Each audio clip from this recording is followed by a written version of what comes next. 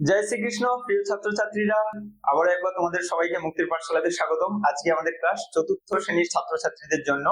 আজকে আমরা করব পঞ্চম স্কুল, প্রথম পর্যায়ক্রমিক মূল্যায়ন প্রশ্নবিচিত্রা বইয়ের পঞ্চম যে স্কুলটা রয়েছে গণিতের, সেই স্কুলের মধ্যে যা যা গণিত রয়েছে আমরা প্রত্যেকটা গণিত খুব সুন্দর করে সমাধান করব তারকেশ্বর বিদ্যা মন্দির। ঠিক আছে, চলো এই স্কুলের মধ্যে কি কি গণিত রয়েছে এক এক করে দেখা যাক। প্রত্যেকে শেষ পর্যন্ত ক্লাসটা খুব সুন্দর করে দেখ।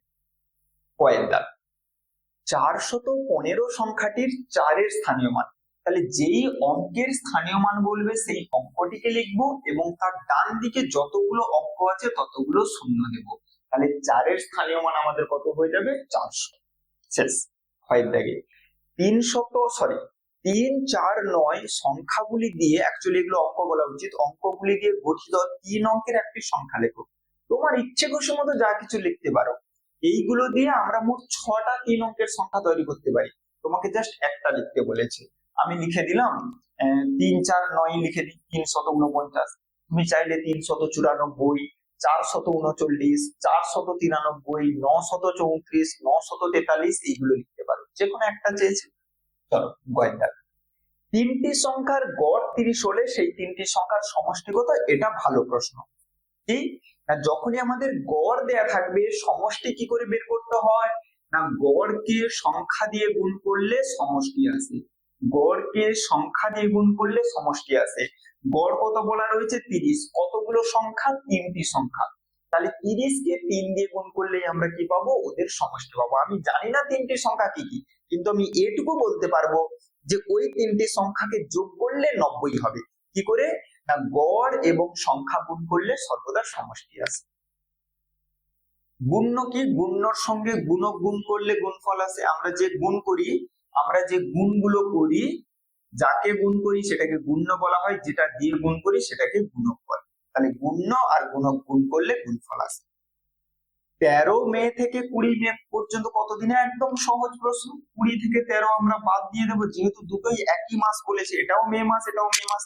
তাহলে তারিখ দুটো বিয়োগ করলেই আমরা দিন পেয়ে যাব। তাহলে 20 থেকে 13 বাদ দিলে আমাদের কত হয়ে যাবে? 7 দিন হয়েছে। চয়ের দাগে 2008 সালটিতে ফেব্রুয়ারি মাসের দিন সংখ্যা। তাহলে আমরা জানি ফেব্রুয়ারি মাস কখনো 28 কখনো 29 দিনের হয়। 28 কখন হয় আর 29 কখন হয়? যদি কোনো সালটা লিপ ইয়ার অর্থাৎ অধিবর্ষ হয় সেটাতে ফেব্রুয়ারি মাস 29 দিনের হয়, আর লিপ ইয়ার না হলে সেটা 28 দিনের হয়। তাহলে দেখবো 2008 সালটা লিপ ইয়ার কিনা বুঝবো কি করে? না, ওই সালটাকে আমরা 4 দিয়ে ভাগ করবো। 4 দিয়ে ভাগ করলে দেখো 4 5 20, 0 4 0 0, 4 2 8। এখানে একটা জিনিস বলেছিলাম, যদি সেঞ্চুরি আর শতাব্দী বছর হয়, অর্থাৎ কোনো বছরের শেষে যদি দুটো শূন্য থাকে তাহলে সেটাকে 4 দিয়ে নয় 400 দিয়ে ভাগ করতে হয়। যেহেতু এটা শতাব্দী বছর নয় তাই 4 দিয়ে ভাগ করেছি। দেখো ভাগ চলে গেছে। যেহেতু ভাগ চলে গেছে তাহলে এটা লিপ ইয়ার, অধিবর্ষ। অধিবর্ষ হলে ফেব্রুয়ারি মাস কত দিনের হয়? 29 দিনের হয়। হয়েছে। 2008 সালটিতে ফেব্রুয়ারি মাসের দিনের সংখ্যা 28 লিখে দিয়েছি না, 29। ফেব্রুয়ারি মাসের দিন সংখ্যা কত হয়ে যাবে? 29। চলো নেক্সট, পরবর্তী।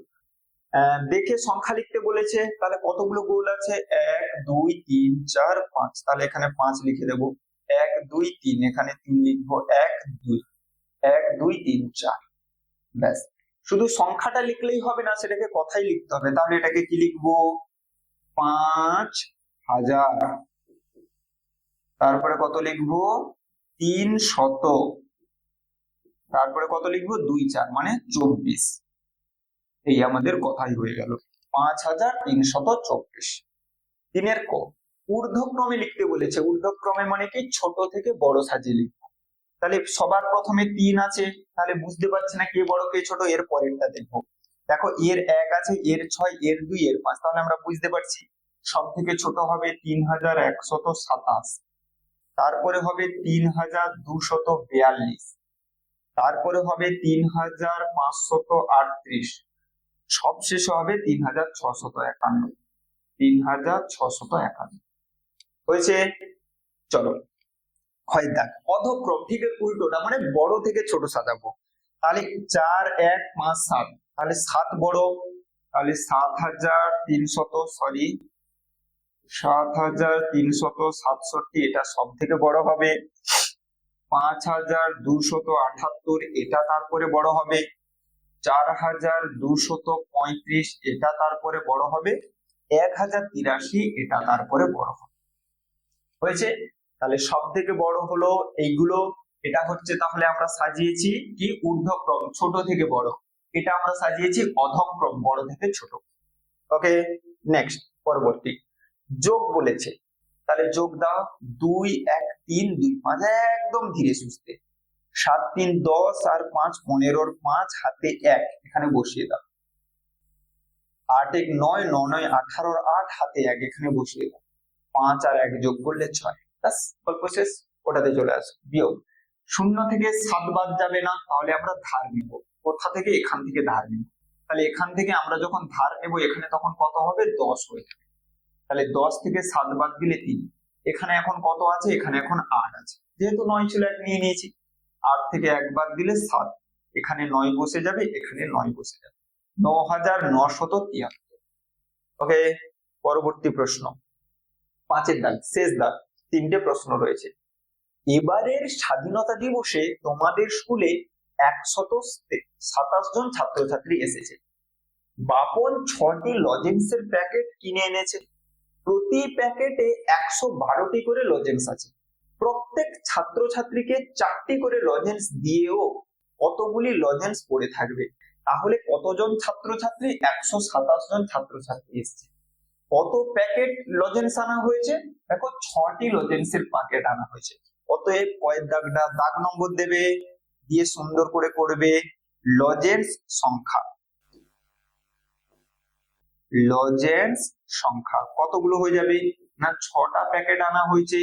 প্রতি প্যাকেটে 112টি করে লজেন্স আছে। তাহলে গুণ দাও। 6 2 12 2 হাতে 1, 6 1 6 1 7, 6 1 6 672টি। এটা হচ্ছে মোট লজেন্স সংখ্যা। হয়ে গেল। এবারে হচ্ছে ছাত্র সংখ্যা কত আছে? 127। প্রত্যেক ছাত্রকে 4টি করে লজেন্স দেওয়া হয়েছে। তাহলে কতগুলো লজেন্স দেওয়া হয়েছে? লজেন্স দেয়া হয়েছে, কতগুলো লজেন্স দেয়া হয়েছে? দেখো 127 জন, প্রত্যেককে 4টি করে লজেন্স দিয়েছে। তাহলে গুণ করলে কত হবে? 7 4 28 8 হাতে 2, 4 2 8 আর 2 10 0 হাতে 1, 4 1 4 1 5। আরেকবার দেখে নি। 7 4 28 8 হাতে 2, 4 2 8 আর 2 10 0 হাতে 1। ব্যাস। তাহলে কতগুলো লজেন্স দেয়া হয়েছে? 508টি লজেন্স দেয়া হয়েছে। তাহলে আনা হয়েছিল 672টা, ছেলেদেরকে দেয়া হলো 508টা লজেন্স। তাহলে কতগুলো থেকে গেল? বিয়োগ করে দেব। জানতে চেয়েছো ওটাই। দেখো প্রত্যেকে 4টি করে লজেন্স দেওয়ার পরে কতগুলো লজেন্স পড়ে থাকবে। তাহলে 12 থেকে 8 বাদ দিলে 4, এখানে 6, এখানে 6 থেকে 5 বাদ দিলে 1। এখনো 164টি লজেন্স পড়ে থেকে যাবে। 164টি লজেন্স পড়ে থেকে যাবে। চলো, এটা গেল পরের দাগ। পরের দাগে চলে আসো। মিহির হাওড়া স্টেশন থেকে 16টা 10 তারকেশ্বর। তাহলে 16টা 10 মানে এটা কিসের সময় বলতো? এটা 24 ঘন্টার সময়। আমরা শিখেছি 12টা 59 পরের যে সময়গুলোকে, সেগুলোকে 24 ঘন্টার ঘড়িতে 13টা 14টা এরকম করে লেখা থাকে। তাহলে এটা আমাদের 24 ঘন্টার সময় দেওয়া রয়েছে। উঠলো বিকেল 5টা 5-এ। আবার এই সময়টা দেখো 12 ঘন্টার সময় দেওয়া আছে। তাহলে এটা 24 ঘন্টার সময়, এটা 12 ঘন্টার সময়। তাই আমাদের কাজ হবে দুটোকেই 24 ঘন্টাতে পরিণত করা। তাহলে এই সময়টাকে যদি আমি ক্ষয়ের দাগ, এটাকে যদি আমি 24 ঘন্টার ঘড়িতে পরিণত করি, তাহলে আমাদেরকে এর সঙ্গে 12 যোগ করতে হবে।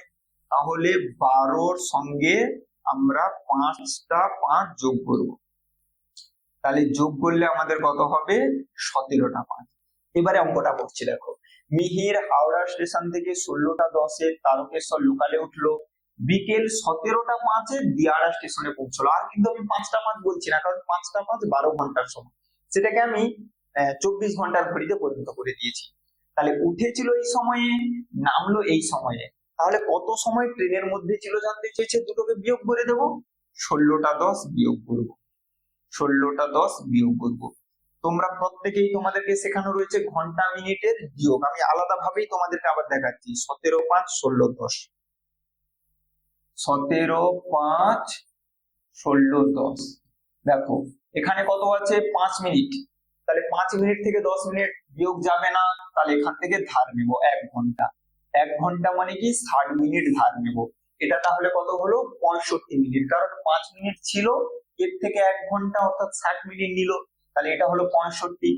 এবারে দেখো 65 থেকে 10 বাদ দিলে আমাদের কত হবে 5, 6 থেকে 1 বাদ দিলে 5, ব্যাস।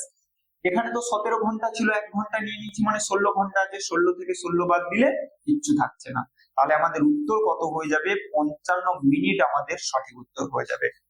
দিয়ে অঙ্কটাকে ভাষা লিখবো, অতএব মিহির 55 মিনিট ট্রেনে ছিল। আবার মিহির 55 মিনিট ট্রেনে ছিল, তাহলে সুন্দর করে এইভাবে অঙ্ক করব। প্রথমে যোগ করব 17টা মান, সেখান থেকে 16টা 10 বাদ দেব, বিয়োগ করলে আমাদের আসবে 55 মিনিট, দিয়ে শেষে ভাষা লিখা সম্পূর্ণ করব।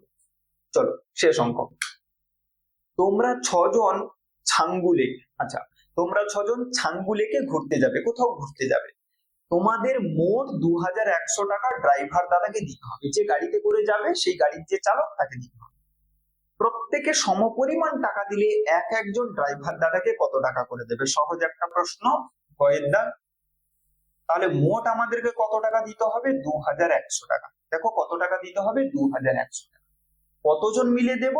6 জন মিলে দেব। তাহলে ওই 6 জনের মধ্যে ভাগ করতে হবে, তাহলে এটাকে 6 দিয়ে ভাগ করে দাও। আমি একদম ডান দিকে তোমাদেরকে ভাগ দেখিয়ে দিচ্ছি। তাহলে 6 3 18, 3 নামলে 30, 6 5 30, 0 0 6 0 0। তাহলে আমাদের কত টাকা করে দিতে হবে 350 টাকা। অতএব ভাষা লিখবো, এক এক প্রত্যেকে সমান পরিমাণ টাকা দিলে এক একজন ড্রাইভার দাদাকে কত টাকা করে দেবে 350 টাকা করে দেবে। ওকে, তাহলে এই হচ্ছে আমাদের পঞ্চম স্কুল, চতুর্থ শ্রেণীর পঞ্চম স্কুলের সমস্ত জিনিসগুলো। ঠিক আছে, তো একই রকম ভাবে পরবর্তী ষষ্ঠ স্কুল, পরবর্তী স্কুলগুলো নিয়ে তোমাদের সঙ্গে দেখা হচ্ছে। চলো আজকের ক্লাস তাহলে এখানেই শেষ করছি।